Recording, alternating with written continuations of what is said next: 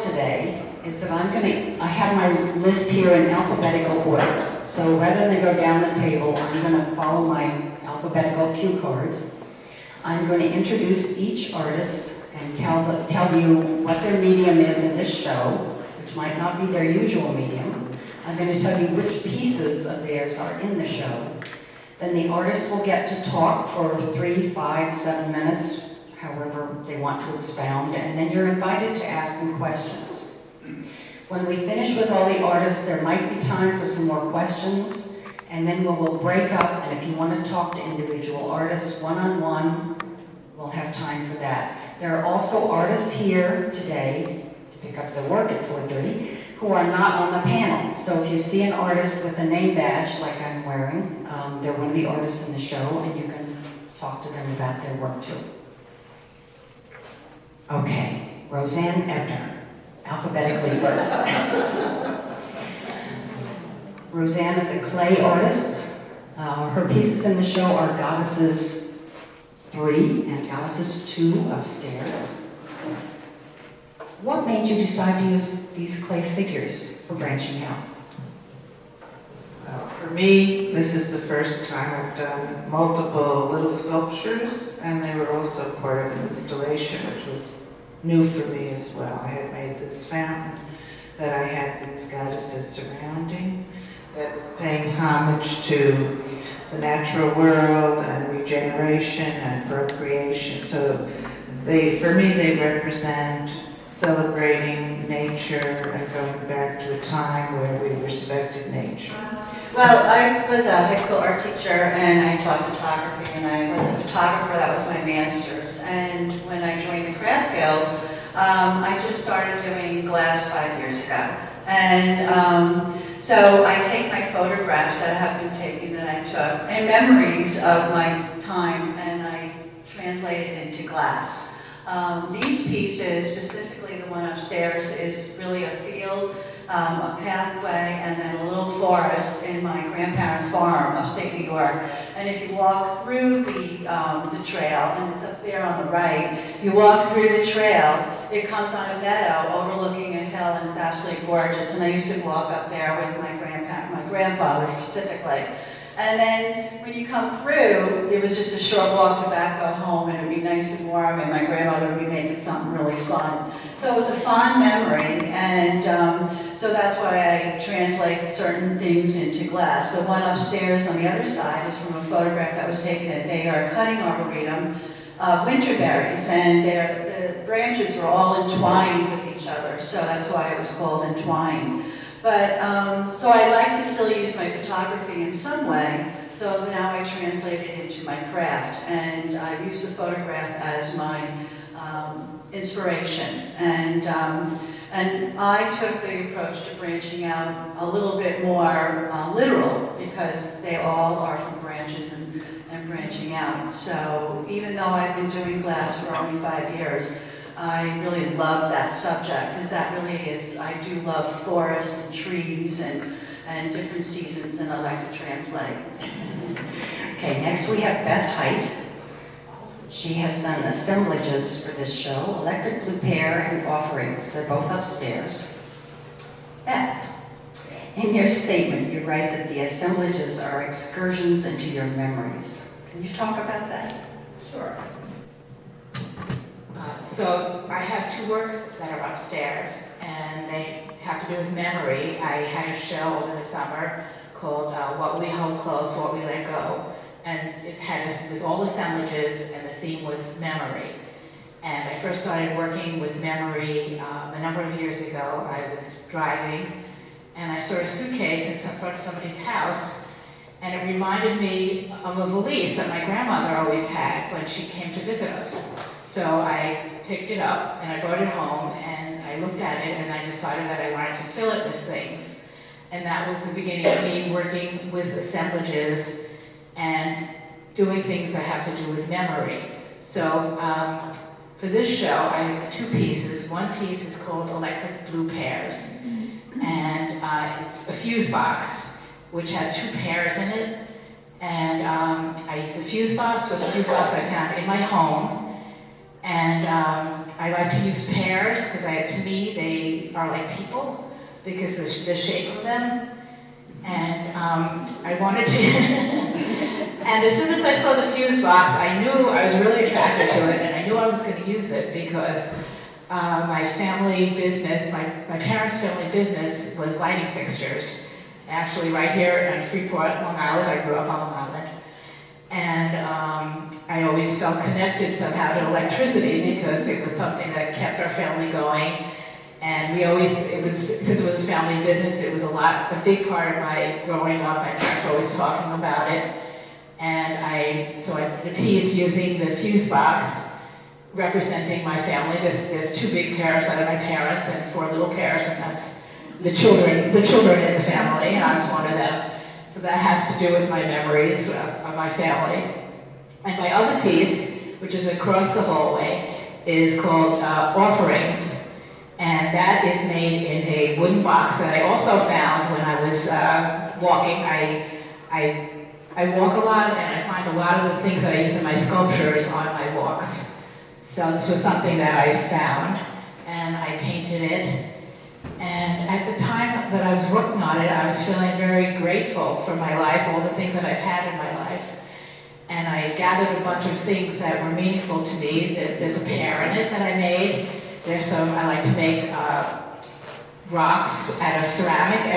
All the ceramic, everything inside that box is made out of clay. Some of them look like things in nature, but they are things that I made from clay. And I combined it with like a moon type shape, different things, flowers, different things that I'm thankful for that make my life beautiful, things that I see on my walks. And I called it Offerings because it's my offerings to the universe, my offerings to people, and I hope people can see it and be appreciative of what they have in their lives. And that's also things that I remember, things that I've picked up on from my walks. And that's how I use memory in my works. Okay, our next artist up is Lita Kelmenson. She has upstairs Steel Relic, and right down here in the corner, Renewal, Wood Assemblage. Lita, you wrote that the challenge was to develop a relief, making use of these pieces without altering their shape in any way. Please tell us how you develop your wood sculpture. Normally, I work with wood in the fully 3-dimension. So this was unusual for me, working flat as a relief. And I work with what is called 8-quarter wood, which is a fancy name for 2-inch wood, which I get at the lumber yard. And in the process of working my sculptures, I use a saber saw to cut away the excess wood that I'm not going to use as part of the sculpture that I'm working on. Some of the shapes are really exciting, and I just keep taking these shapes that are extra and I put them into a bag. And I had about 6 or 7 bags full of these shapes, which are just leftover pieces. Occasionally I can use areas of them for other pieces that I'm working on, but I really still had all of these bags full of wood. And I looked at them, and one day I said to myself, I wonder if I could make a piece of work using all the scrap pieces. And not very often when I work with the 3-dimensional work, I have a theme in my mind. With this, I just worked very abstractly. And I started putting the pieces together. I worked flat as a relief because it was really easier than working 3-dimensionally by trying to put together all these strange shapes that I was left with. And this is what happened with it. I started gluing the pieces together onto a background. I even saved the various chiseling because after I cut out with the saber saw, I then go to chisels and I chisel away the wood so that it is curved. My work is very curvy, linear. And sometimes there are pieces left over from a piece that I'm working on, and I'll just say, no, it just doesn't belong. And so that piece goes in the bag also. And so this piece developed from all my scrap pieces. And I said to myself, I'm not going to change these scrap pieces in any way. So I used them just as they were. And I also used the chips that I was carving away that I had saved in various bags of different colors of the wood. So it's pine and walnut. With jewelry, it's just my self-expression to show my feelings and just get my emotions out if I'm feeling happy or sad.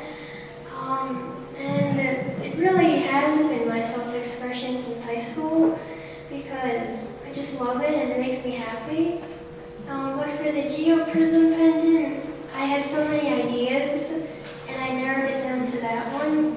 So I just started to cut it with the saw and it just grown into that beautiful piece back there. And I just soldered it together with the backing, which is copper, and the cabochon is on silver. And I'd like to give it an abstract feel to it, but it just goes together, and I'm really happy with it.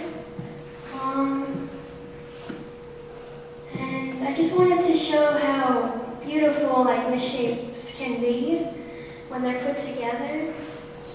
And I think I did that. I hope. Okay, next we have Odell Plantin, all the way down there. She works in fiber in shibori, which is a dyeing technique from Japan. Her piece here is Dynamic Interaction, a long piece on the wall over there. You mentioned in your statement that this was supposed to be a scarf. So talk about how it changed. Okay, well, the thing was branching out. Okay, so I thought, well, I had created this piece which was supposed to be a scarf. And when I finished with it, it was, well, I can't wear this. It's something that I have to look at it. I have to just think about what has happened here in terms of this, of creating. And so I thought, well, this might be a good piece to actually have as part of the exhibit of branching out. The techniques that I use in shibori, it's not always planned. I think I planned it, but once I start working, and that's what happened with this piece, I had created it. It starts out with a white piece of fabric, the piece down at the end. And as I start to embellish it by doing different things, stitching, that's another technique in shibori, orinui, maquillage. These are all techniques in shibori, and as I begin to pull the threads, tie them, and start to dye, and as I'm working on it, I think, well, let me try this, and let me try that, and once I finished, and I opened it up, and I looked at it and I said, oh my goodness, this is like something's going on here. This is, the circles are like the origin of life. The circles are very important. And as the circles began, as I added color and they exploded and I took color out, and as you go down the line, it looks like static electricity and all these different things were going on. And even though I tried to, I said, let me see how this is a scarf. It just did not work. But it looked great as a wall piece. And so this was actually my first piece that I did as a piece of art, as a wall art. And I always think in terms of wear art. I worked in the fashion industry for years, and whatever I create is something that must be worn. I look at the fabric and it has to be made into something, a dress, a scarf, or whatever. And this one piece did just not, it didn't translate. It just it became something else. And that was exciting, and that's why the exhibit branching out was so important, because it helped me to change, to try something new and different, and the excitement of participating in this type of art exhibit. I was taking a tour through a sculpture foundry in Long Island City, and I saw them casting the metal, and they were taking scraps, a pile of scraps of bronze, and with a torch, the scraps would come together like they were magnetized, and it would form a ball which glowed, and then they kept the torch on it, and it would turn to liquid, and they would pour it into the mold, and I fell in love.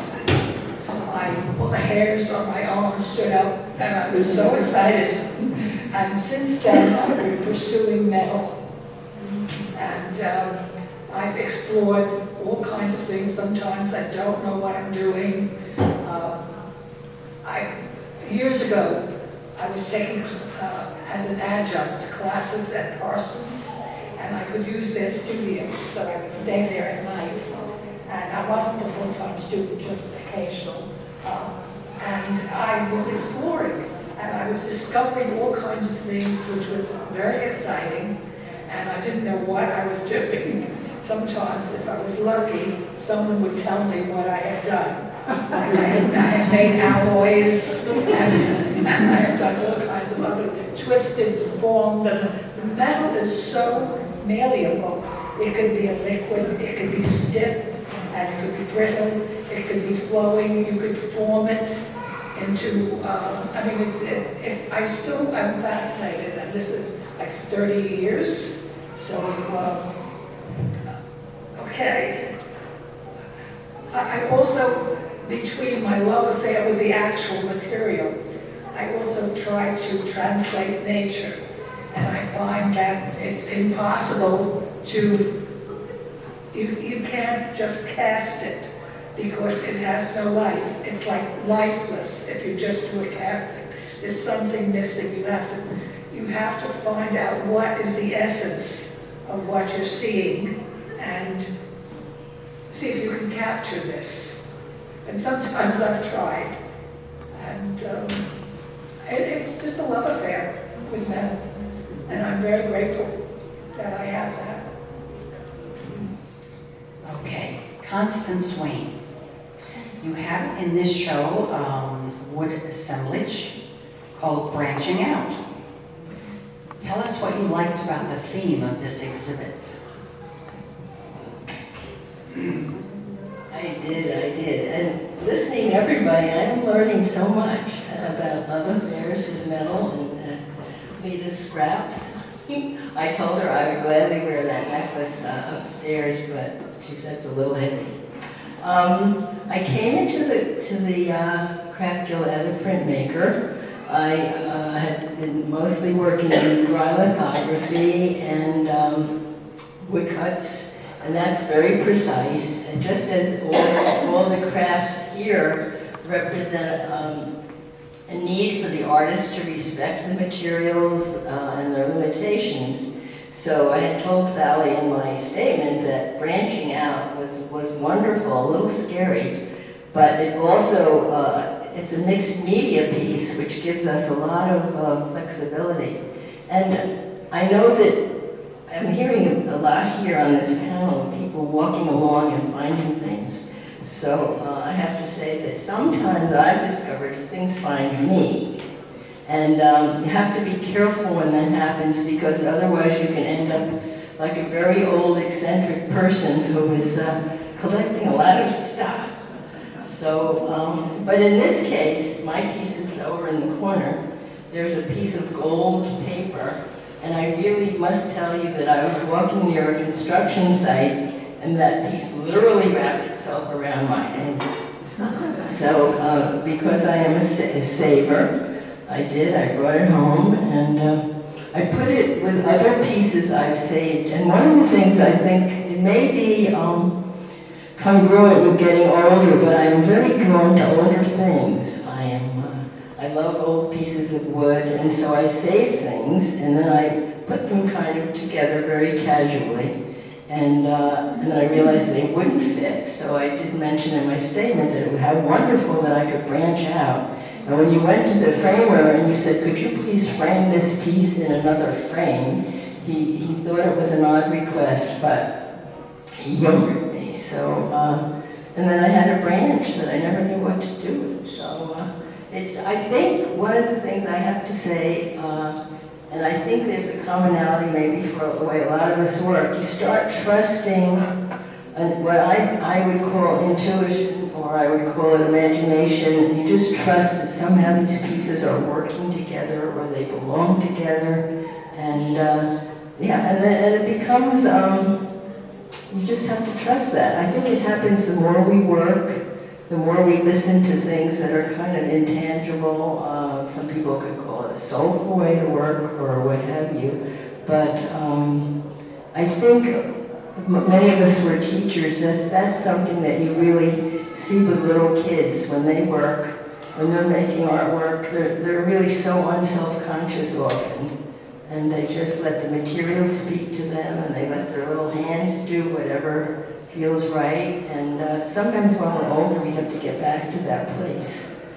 So anyhow, I'm really very happy to be in this show, and I told Sally it really was a great stretch on everybody's part. And I couldn't wait to see what everybody was doing. Everybody really did branch out. So it's a privilege to be part of this show. I used to have a cabin with a friend upstate, and they were fighting about fracking in the Catskill area, and I was really having a heart attack about it, because it really pitted people against each other. And when I went out to visit my daughter, who lives in the Boulder area, she lives in Westminster, and going from Fort Collins to Westminster, the entire, I don't know, hour or hour and a half or whatever it was, until you got to the border of the Westminster limits, every acre had about 2 or 3 or 4 or 5 of those little frack pens in it. I call them fracking play pens, where there'd be a drill set up, and it was everywhere. It was everywhere, and all I could think about was, Colorado's going to frack itself out of existence. I'd seen that movie Gas. What was it? Gas. I forgot. It was a movie, Gasland or something like that. So, and then what's going on in Oklahoma, where they're having the earthquakes and all the pollution, and people are.